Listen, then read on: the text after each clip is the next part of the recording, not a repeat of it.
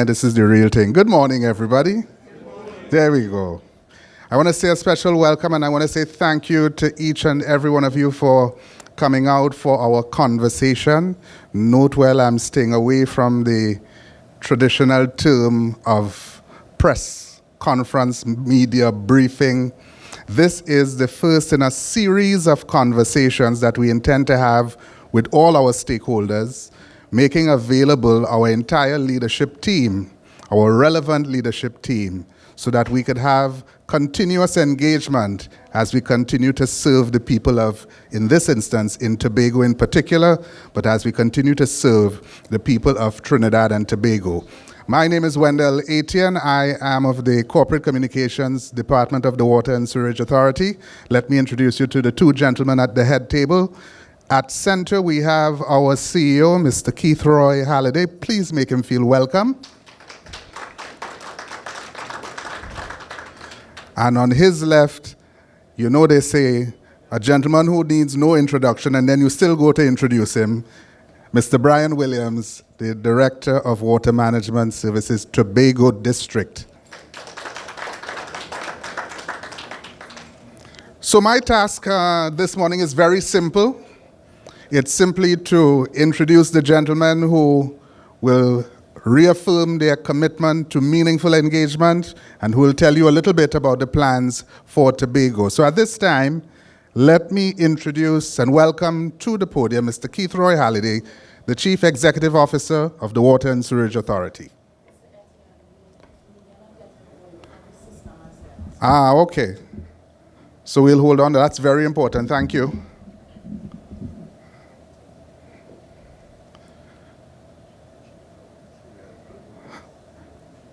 So we'll start over from good morning, everybody. Just joking.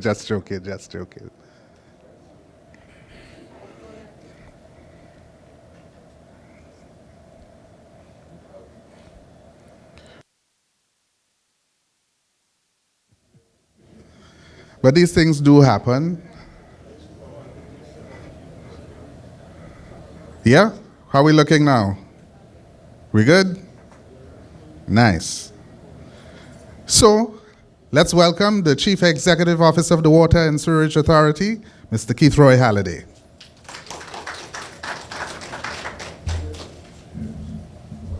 I think that should be it. Thank you, Wendell. Good morning. This is not my first time to Tobago. I've actually visited Tobago several times, in fact, many times over the last 20, 25 years. So for those of you who are younger than 25 years, I think I have perhaps a little entitlement to call myself a Tobagonian. That's it. But seriously, I've always found everyone, and I mean everyone, I've never encountered anyone to the contrary, to be quite welcoming and warm. And I don't know if that is how Tobagonians generally are, or if when they sense you're not from the island that you're treated differently. But irrespective or regardless of that, I've always felt extremely welcomed, and I've always appreciated being here. And just a little joke as I remember it, as we're here.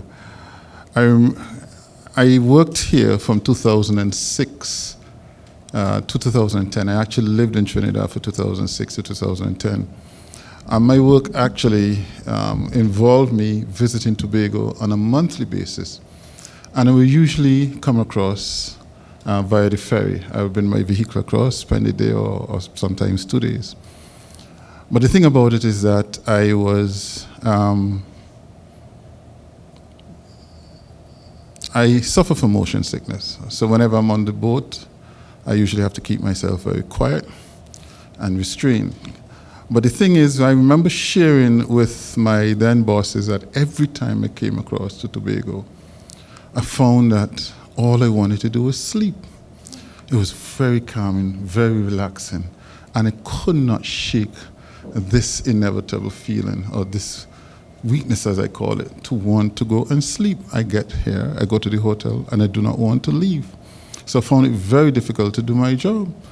And I was sharing that with my team, and I was sharing that as well with my bosses then. And they asked me, so what do you do? I said, I get up early, get on the boat, I take my gravel, I come across, and I'm good to go. And they asked me, so how many tablets do you take? I said, well, I take a couple. So and everybody laughed at me. They said, you only need to take half to one tablet. So if you're going to take a couple, every time you get to Tobago, inevitably, all you're going to want to do is sleep. So whenever I travel across to Tobago, I no longer take gravel because I fear that I'm going to be too sleepy. Anyway, I once again thank you for the opportunity to be here. It is my first of what I hope to be several types of engagements or meetings, not only with my staff, but with the media and public at large. I took up this post in December 1st. I was newly installed along with an executive leadership team. And this came as an accumulation, or rather the end result, of 2 years of a transformation committee that was elected to do a deep dive into the organization WASA to establish what can we do to turn around WASA, and what can we do that is different given the fact that we have had several attempts to turn around WASA effectively to undergo change or transformation. And the notion of transformation is really about how do we get a cultural change to the extent that we can assist the authority in becoming more efficient, to assist the authority in improving its brand, and to bestow or import or enlist the trust and confidence of the public at general, because that has been at an ebb for some time. So the Transformation Committee came up with the structure and organization chart that spoke to what we saw as ways of overcoming the weaknesses of the organization. And while I will not speak to the transformation process at this time, I will say that the first 2 levels of the transformation process has taken place in terms of the leadership structure, because that is where it was felt that we would start. And as we move forward, we will then deal with any other issues that we need to deal with. But first and foremost, we needed to restore confidence in WASA, to be able to put a team in place that was more relevant, to make the organization more relevant and apt to today's challenges. WASA is not a very small entity. It is a significant organization. And as an authority, it has a particular mandate to carry out. And the primary focus of that mandate is to be able to deliver clean, potable, reliable water to all and sundry. As it stands, we still have areas of unserved and areas of underserved in our communities, and we must deal with that. In 2025, as I've articulated, indicated to a number of other media gatherings, we cannot go through the next few years saying that this is a challenge and that we cannot overcome. We have to overcome it. And I have the full confidence, not only of my team, but also in myself, that this is something that we can get done. And I say so because these are not just idle words. Over the last 2 years, there has been considerable effort to put and projectize a number of our challenges to make sure that we can do just what we're talking about through the improvement of facilities, the repair of facilities, enhancement of production, change of our old pipelines, tackling of NRW, dealing with a number of areas of efficiency to make sure that we bring the WASA as a company, as an organization, which is headed and which is manned by people like yourselves, to a point where we not only become relevant, but we are seen to be one of the preferred organizations of employment in Trinidad and Tobago. So we have basically put everything in effect to make sure that these projects will deliver on the primary mandate. And there are other mandates, but this is first and foremost the most significant one. So the employment of an ELT team is not all that there has been. Over the last 2 years, and with acceleration over the last year, particularly the last 6 months, we have been managing about 190 projects. Several of them have been completed successfully. There are quite a number that will be completed this year, several by the end of March. We have very specific targets and timelines that we've been working with, and several others throughout the year. And there are one or two more significant ones that we'll certainly tackle over the next 2 years. Why is this necessary? It is necessary, as we know, post-COVID, when the need not only for water on a 24-hour basis, but for health reasons became that much more apparent. It hit home to all of us as utility companies throughout the Caribbean.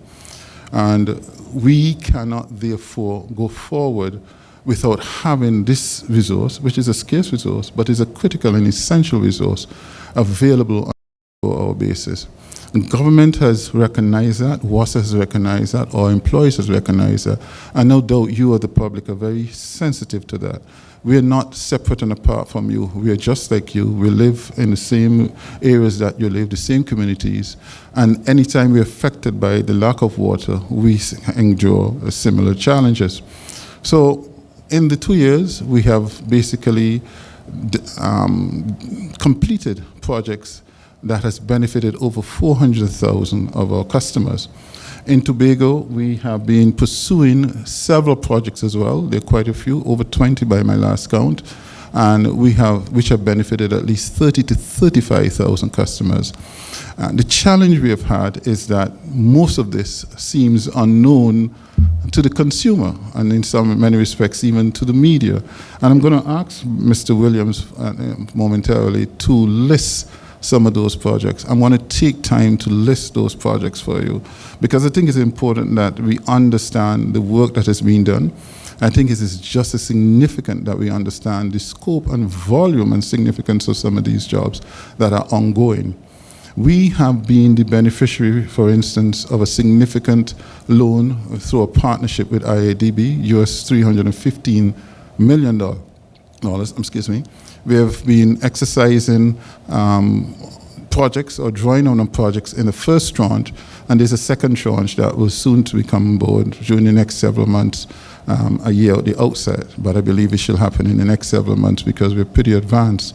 These projects have allowed us to fill a part of that gap, but we also have a number of other programs that are in effect, at least 5 or 6, outside of the national sector water programs that we have been pursuing. There are a number of community water improvement programs in designated areas, whether it's the north, the east, Tobago, south, or whatever the case may be, that we are also actively pursuing. Now, a little bit about why or what we're doing to ensure that WASA is prepared to meet the challenges of the day.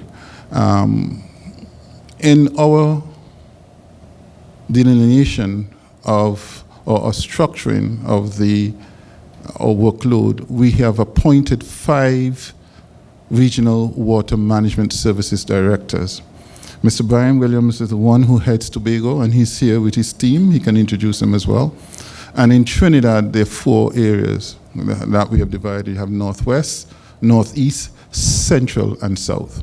And that has become particularly necessary because when we listen to the complaints and we look at the workload and the significance of the organization and its undertaking, it is not a simple or easy job. And therefore, we've had to compartmentalize several areas while ensuring that we are in a position to support those areas. And that is a transformation we'll speak about in due course. But the delineation of the country geographically allows us to put much more focused attention on specific areas to ensure that we're in a position to deliver. And it also allows us to work in those particular locations to look at where we have deficits, where do we need to increase our production, making sure we have timely responses and ownership of those issues that are occurring. So I will pause there for now, and I'll ask Mr. Brian Williams, to identify some of the projects that we have ongoing and those that we've completed, and then I'll speak to you in a moment after. Thank you.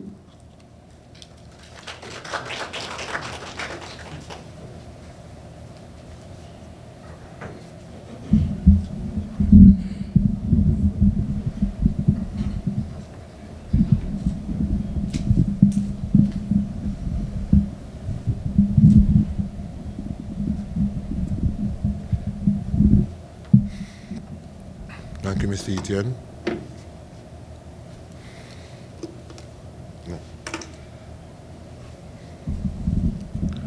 Pleasant good morning to you in attendance, all protocols observed. Thank you. See you for coming and gracing us with your presence. Welcome. It has not gone unnoticed, and it is very much appreciated. Thank you, Mr. Etienne, Corporate Communications, for allowing us to pull this thing together so that we can start the conversations with Tobago at large as it relates to the business of providing you with a quality water and wastewater service. Good morning to the media, good morning to the wider Tobago and the listening public wherever you are. My name is Brian Williams. I have been recently appointed, as this year would have introduced me as the director the Tobago Water Management District. I am honored, and I give the commitment, I have given it to them, and I give it to you, the listening public, that I will do all that is in my power to be the emissary that is required and needed by you all in the execution of the services associated with the portfolio. At this point, I just want to introduce, or at least have my team introduce themselves, because while he mentioned the CEO mentioned the leadership team, I think it's important that we put some faces to it so that we understand the people who will be tasked, in addition to Brian Williams and the rest of the organization, to serve you as we carry out the mandate that we have been given. So what I'll do, I'll just pass the mic there and have my people just introduce themselves and see what the functional areas are. All right.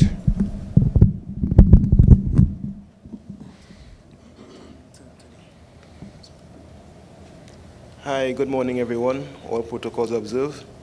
I am Colin Orr, and my position in the authority is Assistant Director, Plants, Water Sourcing, and Distribution. My core responsibilities are for the operation at the plants and the distribution of the water produced by the plants. I'd hand you over to the next Assistant Director, Tariq. Yes, thank you, Mr. Orr. Let's show appreciate it. Good morning, everybody. My name is Tariq Wadi. I'm the Assistant Director, Asset Maintenance Tobago. My responsibility is repairing all assets and facilities and ensuring that they are reliable and ready to be used when called upon. Thank you very much.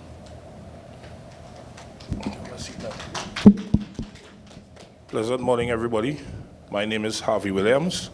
I am the Director for Projects and all new related projects that we plan to implement over the coming days, or months, or years in Tobago. Yeah. Thank you very much.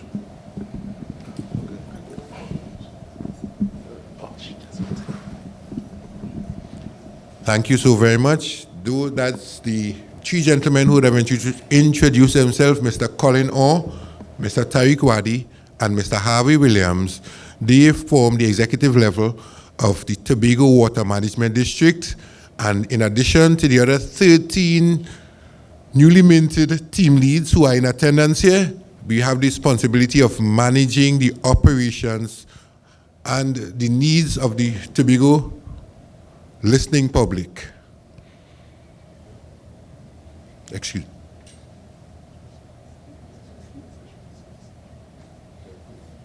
All right. Thank you. Just to bring information to the public, I just tell you who these people are. We have Mr. Andrew Daniel. We have Mrs. Kadia Francis. We have Miss Giselle Webster, Mr. Sean Roberts, Vernon Wilson, Mr. Kian Thomas, Miss Diane Cunningham, Mr. Boxell Bailey, and Miss Diane Adams. We have Miss Lana Bristol, who is part of the team, but she is not at her best today, so she has asked to be excused, but she is very much present here in spirit, I am sure. Could you, thank you, welcome yourselves to part of the management of the organization. At this point, wow. At this point, I want to take a couple of minutes to, as the CEO would have alluded to, bring to you an idea, an update on where we have been in the past, in the recent past, and continues as it relates to projects which are aimed at improving the levels of service to you, the customer. The projects, the work that we are doing fall into a number of different categories, of which projects is one. I want to just take a minute and give you the distinction. The projects are divided into some subheads. The first would be projects to win new water to allow an increase in our ability to distribute. The second group of projects would be boosters, pumping stations, which assist in the transmission/distribution from the plant to the customers. And other projects, the other grouping would be the strategic pipelines associated with getting water to you, the customers, and across different supply zones to allow us to take water from areas that are water rich in a given moment into the neighboring supply zones as per need in the moment or as the situation arises. I just want a few minutes to just give you some specifics on some of the projects that we have been undertaking in the recent past. So the one that is front and foremost, we have the design and construction of a new intake, 2.1 imperial million gallons on the Goldsboro River. We have a sod turning ceremony that is carded. You will be kept up to date as and when it unfolds, but the sod turning ceremony is carded for next week. We had the desilting of the Hillsborough Dam, which resulted in Hillsborough Dam, the dam returning to its design capacity of 220 million imperial gallons. We have construction of several boosters, including Pine Hill Booster, Highlands Road Booster, Cuttle Booster, Hope Trace, and we are in the process of constructing 2 boosters at James Street, Goodwood, and the Castara Housing Development. Other projects aimed at improving our levels of service. We are in the process of the construction of a 50,000 imperial gallon water tank at Bloody Bay, and the upgrade of the 2 Bloody Bay boosters, number 1 and 2, with a view to bringing to an end the challenges that the customers that go up that Bloody Bay Hill have been experiencing. Additional projects. The outfitting of the Sherburne Road booster was completed last year. Strategic pipelines were laid along the highway, apex to Crown Point, 7.4 kilometers of 16-inch ductile iron piping from Signal Hill to Apex, which allowed us to take water from the farm well, the well systems, and as far as Hillsborough Dam into the Crown Point system as and when a need arises. The organization has been very much involved in improving from an operational and planning standpoint. And this has begun with the development of a 5-year capital investment plan from which looked at the needs of the Tobago and the Trinidad and Tobago, and a plan was developed in alignment with the needs as they were articulated. The process is ongoing, and all the projects that we are undertaking would be construction units from this particular program of works, and the intent and express view is to bring improved, increased, and sustained improvement to the level of service across all of Tobago.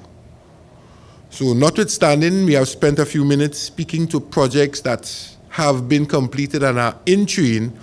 We have a comprehensive program of works which are geared at improving the level of service on a consistent basis, consistent and sustained. So that brings me to the end of giving you updates of the project. So I'd ask the CEO if you could just welcome him back to the mic with a round of applause, and thank you so much.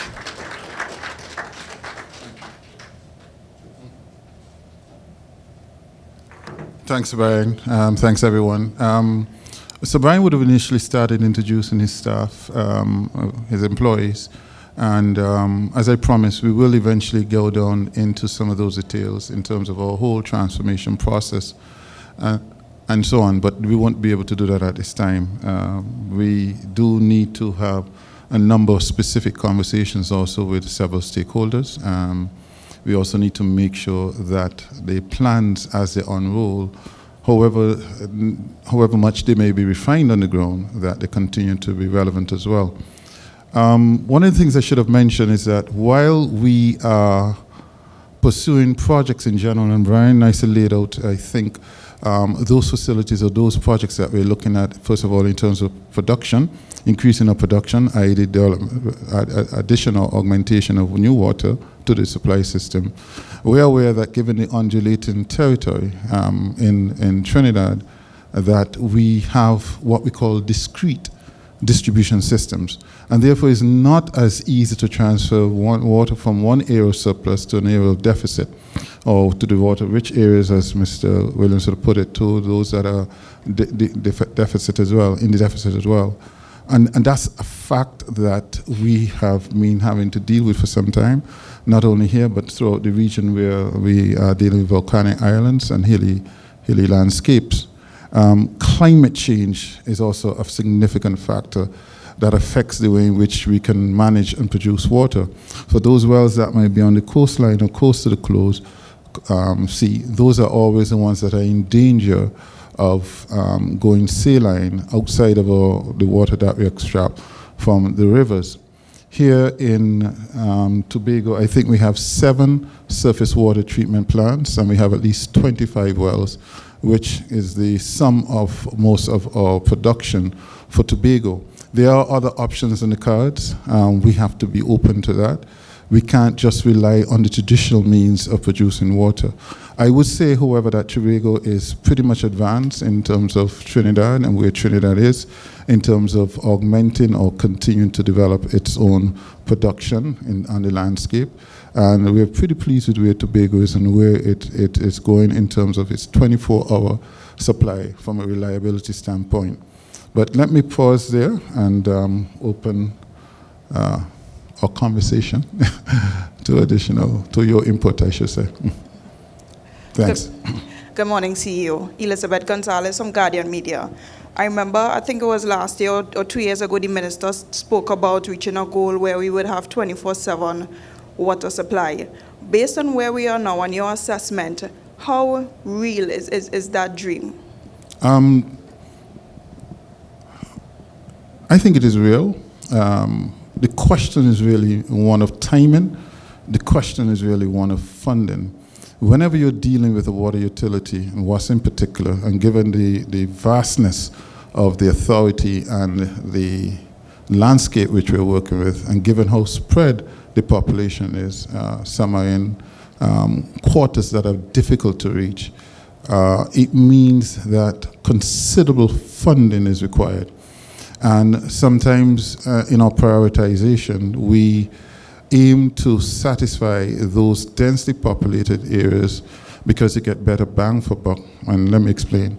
Not that anyone else is less important, but basically you're able to supply or deal with the needs of much more people than those who are far more remote. But the further remote you are, the higher you are in elevation, the more difficult it is to get to you, the much more cost it is for the authority. Part of the authority's expenses also revolves around its ability to pump. So we carry a significant electrical cost, and this is a cost that we have to find ways of mitigating as well. So it's not just a matter of getting the capital or the capex to be able to fund the projects and to extend our distribution systems. We also have to be able to maintain it. We also have to be able to pump. I was actually hoping to hear more about water conservation from you. The discussion on water meters, it is still alive in Trinidad and Tobago after it was brought up some time ago. Do you think that is an ideal solution? Water conservation is something I spoke about pretty much in my last interview last week in Trinidad. Given the phrasing of your question, I didn't quite pick up that was what you were getting at. But we have to pursue water conservation. And I've said over and over again here and elsewhere, it has not only to be a reactionary effort that we make during the dry season. It has to become habitual. And we have to make sure that this is inculcated in our culture and that people understand that water is expensive. It is a scarce resource. And we have to find ways of covering those costs. And that leads into the metering. Metering really does a number of things, and it is something we have to pursue at some point. What it does is to hold each of us accountable for our water usage. We have to move to the point where, as citizens, we are very responsible for our own water management. And the metering in most countries really push us towards that inevitability. Having said that, we understand that water is viewed as a social good. It is a critical, essential service. And the way in which you manage that has to take into account those who in the society who may be so challenged. And therefore, it is not a very simple thing to just say we're just going to meter. It's not a very simple thing to say that the end result is just metering. It is a complex issue that must be addressed, and it must be addressed with policy decisions, bold decisions in some instances, but it must be addressed and confronted on several fronts. All right. Good morning, Candace Jackson. Good morning, Candace Jackson from Tobago Updates. Hi, yes. So my first question is in regards to considering desalination plan for Tobago. I know the idea was bandied about a little bit earlier in recent times, but could you give us an idea of WASA's perspective on using that solution for Tobago in light of just some of the changes that we're experiencing, climate and otherwise, that are affecting our water sources? Okay, I've spoke about climate change, which all of us are quite familiar with. We don't even call it climate change, it's now climate crisis. Climate crisis, to the extent it's not going to go away, and to the extent that it will continue to impact everything we do even more negatively. WASA has not been exempt for obvious reasons from that. And in our discussions and deliberations, which would have started before my installation, that would have been something that's on the cards. It would be remiss of us to sit and say, oh, we're not looking at this, and we're not looking at that. So everything has been considered, and as new ideas pop up, they're considered as well.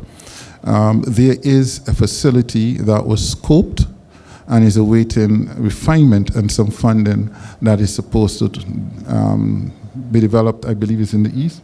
Charlottesville, thank you for that.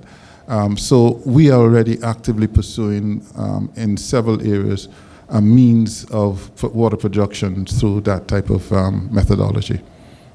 Okay, and then in regards to the relationship between WASA and the THA, and speaking as it specifically relates to road repairs, because we know WASA is a major challenge for our road infrastructure, what can you tell us about whether it is reviving an MOU that was in existence several years ago, where WASA worked with the THA to have roads repaired in a reasonable time to ensure that we're not causing further problems in our road infrastructure? Thank you for the question, Candice. I think you've jumped a little ahead of me. I am to meet with the THA as well. My staff is seeking to put that in place. So I'll speak to that issue generally. Road restoration really is a bugbear for our utility company.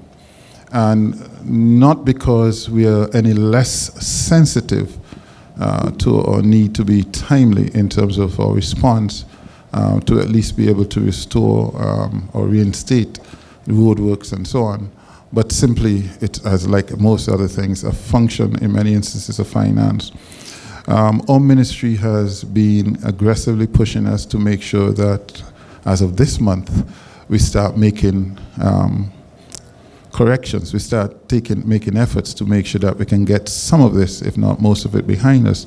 And we have committed to do so. So for instance, in Trinidad, there was another MOU we had with a contractor that came back up this month that we have basically reestablished, and we're pushing forward on getting it done. Simply put, there are thousands of road repairs that we still need to do. We are able to do the restorations very quickly in terms of filling the holes, filling the gaps, etc., which most people may not see because, unfortunately, the rains inevitably wash out that road fill or that marl fill that we will put in place.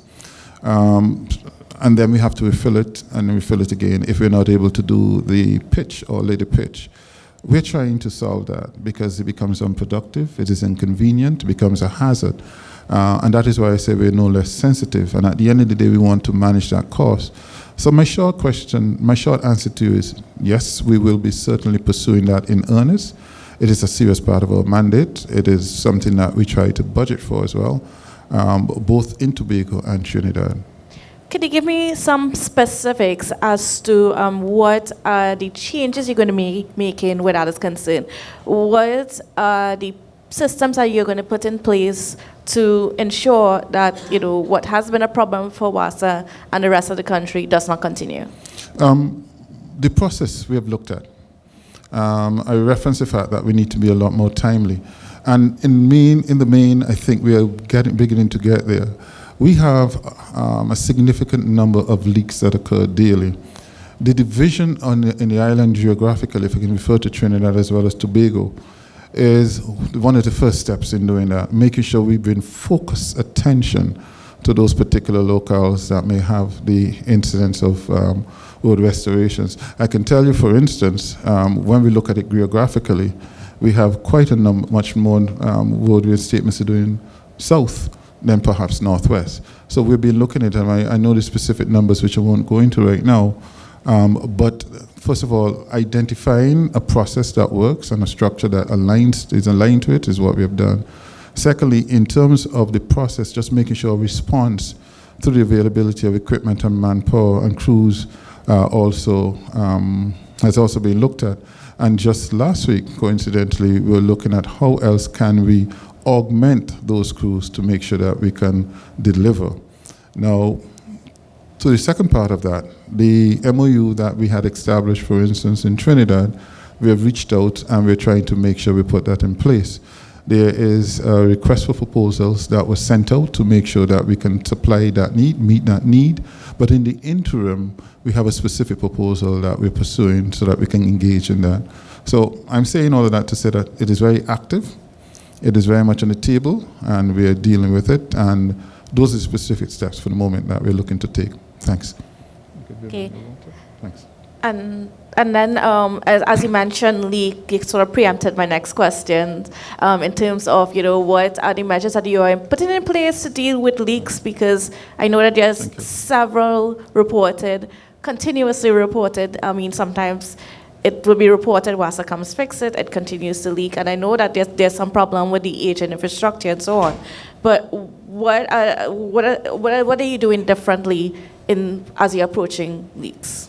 I feel kind of that you've been sitting in our meetings. What I would say, it's being tackled again from a number of fronts. I'll start with the end, the interaction with consumers. We have, as you know, a mobile app that we have been using, and that mobile app has been reformulated. And it is being designed to give the customer a much more interactive experience, feedback, and a tracking mechanism for all leaks, requests that are sent to WASA. We should be able to roll that out very shortly. I'm optimistic that we should get there by the end of the month, but allow me a grace period for another 2 weeks, simply because it's being tested. And whenever you put something in a testing environment, you don't know what's going to come up. Now, behind the scenes, as you would have been introduced, I believe, in June or July, is the introduction of our Operation Control Center. That Operation Control Center basically is a fantastic facility, really, quite impressive, and we can speak about that another time. But that in itself is what's supporting that app to make sure that we have the right linkages from a technology standpoint to our contact center, and to be able to create dashboards that we use internally to track and to respond as well through the creation of worksheets for the various crews. And that is why I was saying that from a process standpoint, a lot of work has been done. So I'm going into more detail now. But the point is, that is one area from the customer interaction standpoint that we're doing to make sure that we can retard or mitigate higher or continued incidences where we're not able to respond. The other area of it is to deal with non-revenue water, more to the point, unaccounted for water. Last year we would have put on a water loss conference, and this year we should be doing that, which brings together utility companies across the island, which allows us to share ideas and information as to how we can progress or reduce the element of non-accountable water. Trinidad has actually been driving this, perhaps unaware to you, because it's a very costly affair. But we have recognized that if it is that we're producing $1 million gallons of water, and we're losing, let's say, 400,000, that's significant. And that's significant extent that is money, water that we're not making revenue on, and that is water that we're spending money on. So managing unaccounted for water is one way we can track what's happening in terms of water leaks and losses. But to the point I'm making really is this, that if we can tackle that and tackle it aggressively, then we should be able to see less leaks, less loss of water. Because what is happening right now is, as you lose water, you tend to pump more water. When you pump more water so you can reach extremities, you put your reserve, you put your pipelines or your network under pressure. And when you put your network under pressure, the incidence of bursts and leaks would increase, given the fragility of some of our aged network. In addition to that, using technology or using devices such as PRVs, where we know that the pressure may be too high in some areas, or the reverse, using our VFDs, variable frequency drives, which is a form of pressure management, and a number of other pressure management devices and systems that we use, will allow us to gauge the flows or the pressure, and therefore automatically respond, so that where the pressure is too high, we know we need to reduce it. Too low, we need to ramp it up or to examine what is happening. So again, that's all in a bid to reduce incidence of leaks. So there are several things that are being tackled at the same time as well. Elizabeth Williams, TV6 News, I-95, and the Express newspaper. Yes.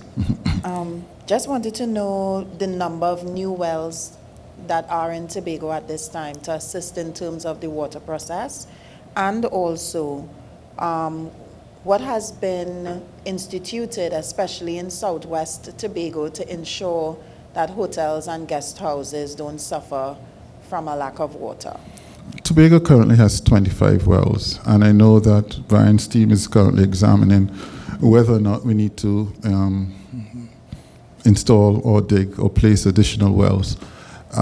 We can't just dig a well because we think that it will assist. We have to look at the topography of the land and examine the appropriateness of the well. We also have to look at the linkages or the distribution system to see whether or not it would add value. And one of the things I was sharing this morning, for instance, if you have a particular aquifer or basin and you're pumping from that reason, and you would have done a well test, and then you do your saline test or other comparable tests over a period of time to make sure sustainable, just sticking another straw into that set of water, so to speak, does not necessarily mean that you're going to be able to guarantee additional water. So the well management has to be carefully crafted and a very scientific project or set of activities. So we have 25, as I said, and we're going to continue to explore and see where else we can add those wells.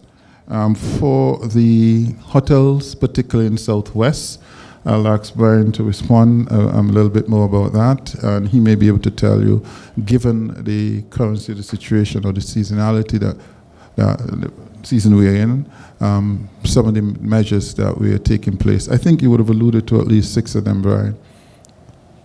Thanks.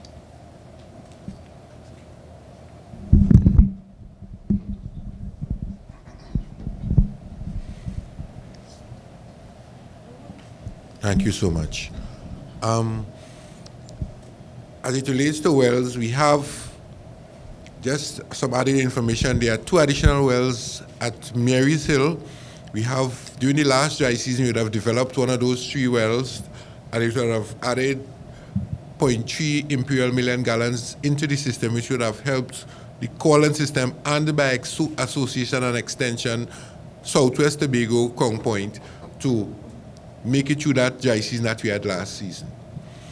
To start with your question at the beginning, there are 2 additional wells that we are in the process of equipping to provide an additional 350,000 imperial gallons in that area, so that we have an additional 0.6 million gallons that we didn't have at the start of the dry season last year, an additional 0.3 million gallons that we to augment the supply to the southwest and the Corland supply zone. Just some added information.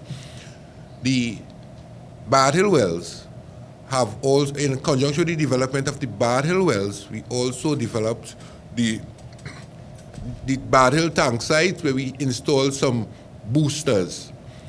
The intention of that system is that we can now, in addition to sending the water to support Southwest, we can also use the added water and the system of boosters which have been developed at the tanks, the newly painted tanks at Bard Hill, to assist in the extremities of the Hillsborough Dam system.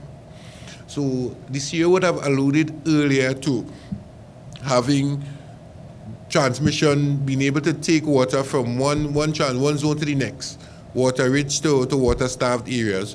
And that whole program of works, which included the upgrade of the Bard Hill tank site, the painting and the upgrading of the tanks, the installation of the boosters, the installation of one well, which will soon, by hope, before the end of the dry season, be the installation of 2 additional wells.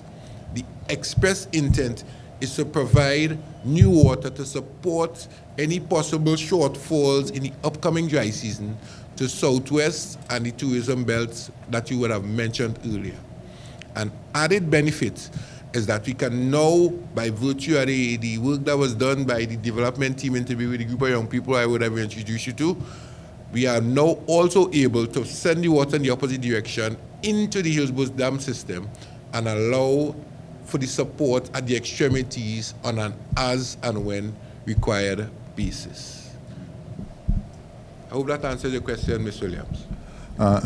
Just to add, with respect to the dry season, every year we do a carefully crafted water augmentation or dry season or drought plan. And one has been drafted. So while Brian hinted at some of the initiatives on the way, the plan itself is almost finalized. It's to be discussed with our stakeholders, and our stakeholders include our ministry, our board, and RIC. And once we've had all of that feedback, we'll be able to share the broader plan with you as well. Thanks. Pleasant morning, Carissa Douglas, TTT Limited. CEO, you touched on water conservation and addressing the culture of persons with regards to understanding the value of water. I know in the past, WASA would have used the social media a lot to highlight ways that you could conserve water, what part the public could play. But under your leadership, have you all started discussions as to other innovative ways that WASA is going to address or work to adjust the quality and the mindset of the public as it relates to conservation? WASA has had what I call, or what we call, a very strong social contract in terms of its interaction with the public, internally, and with all of its stakeholders, including our ministry and a number of ministries. The social agenda that we have put forward, and is at least for January and February, was certainly crafted, and the set of activities that we hope to push on includes a significant element of water conservation. Water conservation, to our mind, starts with each and every one of us. It starts with WASA in terms of what we do and our concern for the leaks and the loss of water. It starts with our staff in terms of sensitizing them to what needs to happen. It starts with the notion that everyone has to understand that you have to be responsible for your own water usage. And paying for it sometimes is a way to reinforce that. But where we have been using social media, and I'm hoping everyone noticed, over the last 2 months at least, we've certainly ramped up our communication, and we've ramped up our social media interaction to boost and do just that. So outside of introducing the new ELT, Executive Leadership Team, and the changes at the top, we've certainly been trying to make sure that our messaging is consistent in that regard as well. So the short answer to the is that, yes, we're certainly doing that, but there are other elements that will feature in such a drive as well. Okay, my second and last question with regards to the dry season, as you touched on. I know the THA would have been having some training as it relates to fire prevention with representative of the fire service, etc. I don't know if Mr. Williams or you, CEO, could touch on this, whether WASA has been part of the discussions as it relates to wildfires in the event that we do see these things happening, and what role WASA will play and is ready to play in addressing and responding to these incidents. Thank you for your question. Yes, we have been involved with the fire services, and I just want to give you some more information.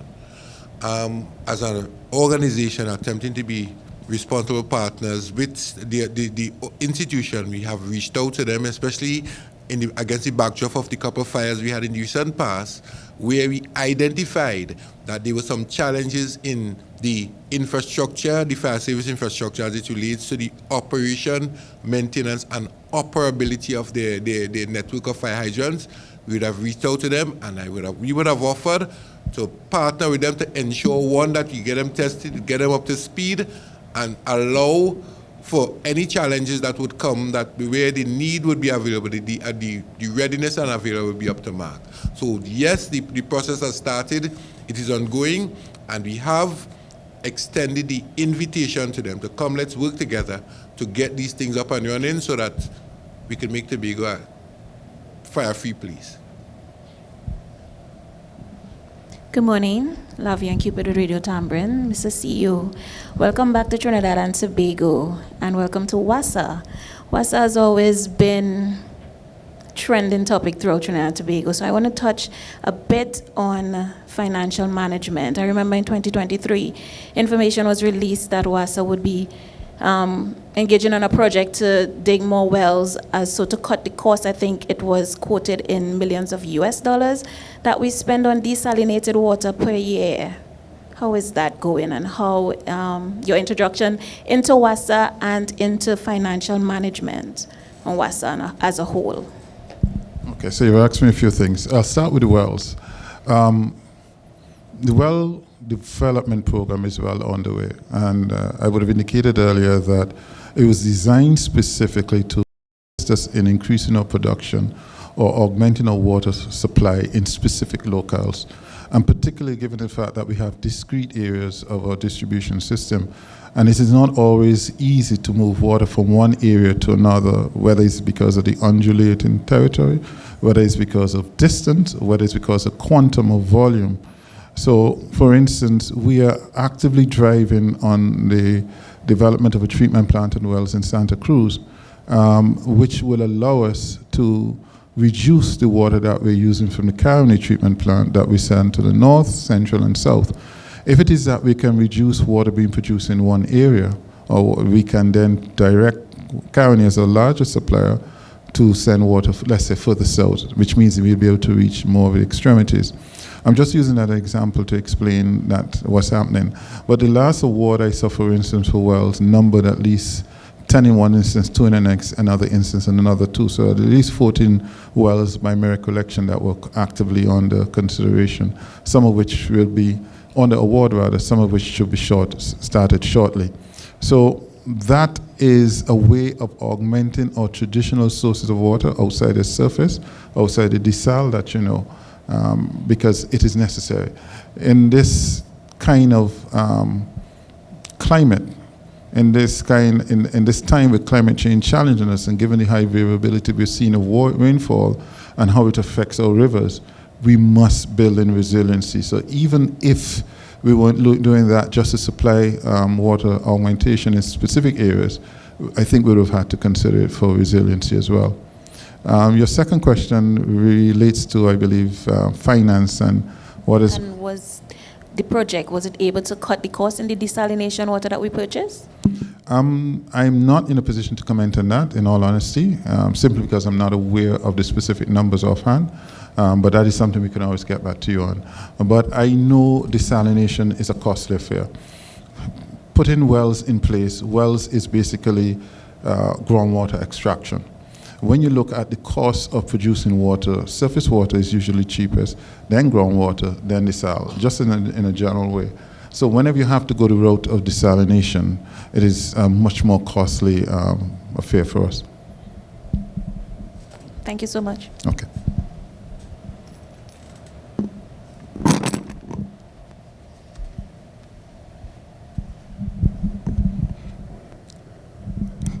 So I don't see any other hands coming up, so I think we're perilously close to wrapping up.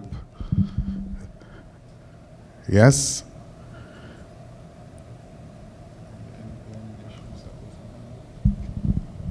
I think this has been a very successful engagement, and as I indicated on the opening, this is the first of a series of conversations, and it was very important for Brian Director Williams to introduce his assistant directors and his support team, so that not only do we add faces to the names, and I know this is Tobago, and everybody know everybody, but it's very important that we know that there is a system in place that you can have meaningful discussion and engage meaningfully on a day-to-day basis as we continue to improve our service delivery.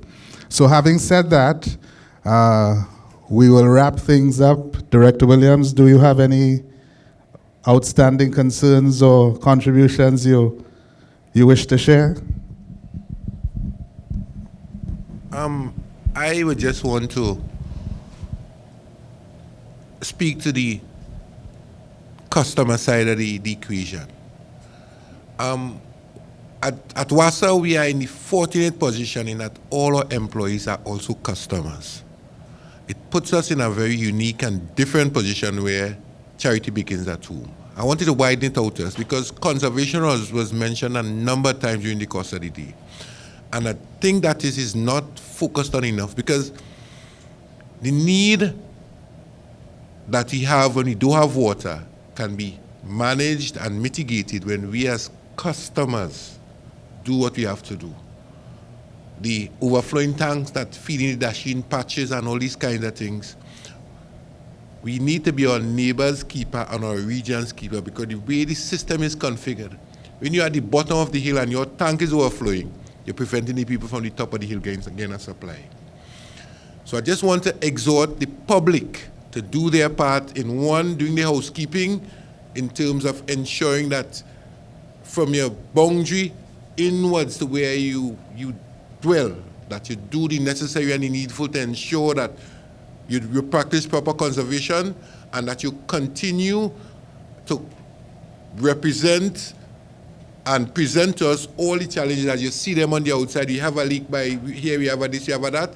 So keep seeing it and saying it so that we can continue to work together with a view of making the supply and the service the best it possibly can be.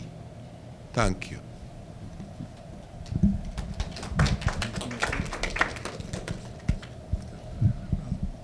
Just to add a few closing remarks as well. And I thank Brian for his words, because they ring home, and I'm hoping that they ring home with each and every one of you as well. You should have seen by now, and I said it before, but I really want to make sure that you are feeling it, that there has been a bit of a change in terms of our engagement, certainly with yourselves, an engagement through social media, and an engagement in terms of a regularity of communicating with you, all that is happening within the confines and outside the confines, but those that affect WASA. to the extent that we can making every effort to make sure that we're being very transparent with you. And that not only are we confronting the ills or the bad or the issues that and complaints that come to us in terms of our redress, but we're also going to sing our praises because we have not done that. We're also going to share our success stories because we have not done that very well. And we will do it with the equal regularity that we deal with the other issues because our successes and achievements far outweigh what is being put out there as being negative or deleterious, so to speak. So that's a commitment that we're willing to give to you, that level of engagement. The other thing I want to emphasize, because I don't think it can be underscored enough, is that there's significant projects occurring at this time, and significant projects that are receiving strong support at the level of the ministry, at the level of our minister, at the level of the board, through several of our commissioners who have been keenly so driving the achievement or the accomplishment of several of these projects, because we are all very sensitive to the need to fulfill our mandate, which is the supply of reliable potable water on a 24-hour basis. In addition to that, we're paying very keen attention to the wastewater division in terms of what needs to be done and in terms of making sure that we are in compliance wherever we're required. So I just want to thank you for giving us this moment to have this conversation and to discuss some of those issues. Thanks.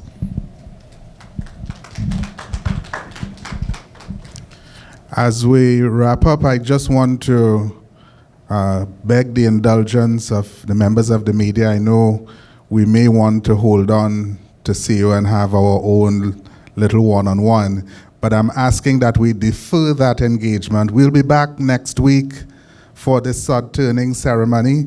So CEO is actually a couple minutes behind. He has to race back to a meeting in Trinidad.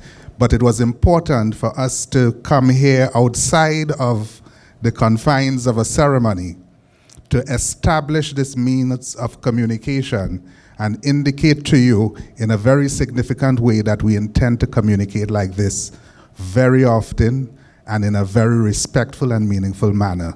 So if you do see you being whisked away, it's not that he's trying to evade you, it's just that we have honored this commitment above all others on Wednesday morning, but we have to get to the next one. So thank you very much. And as you take leave of this space, please get to your respective destinations safely. God bless you all.